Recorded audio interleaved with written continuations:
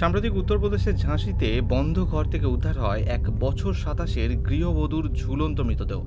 প্রথম দিকে পুরো ঘটনাটিকে খুন বলে পুলিশের একেবারেই মনে হয়নি, কিন্তু পরে প্রাথমিক তদন্তের সময় ওই মৃত মহিলার 4 বছরের মেয়ে ছবি এঁকে পুলিশকে বুঝিয়ে দেয় তার বাবা কিভাবে তার মাকে খুন করে গলায় দড়ি দিয়ে ঝুলিয়ে দিয়েছে। আর শুধু এটাই নয়, ওই খুদে মেয়েটি পুলিশকে বয়ান দেয় তার বাবা মাঝে মধ্যেই তার মাকে মারধর করত, কখনো ব্যাট, জুতো, লাঠি এসব দিয়ে মারতো, এমনকি তাকেও নাকি একবার মেরে ফেলার ভয় দেখিয়েছিল। খবর অনুসারে 2019 সালে ঝাঁসির এই সন্দীপ বুদলিয়ার সঙ্গে বিয়ে হয় মৃত ওই মহিলার নাম সোনালির।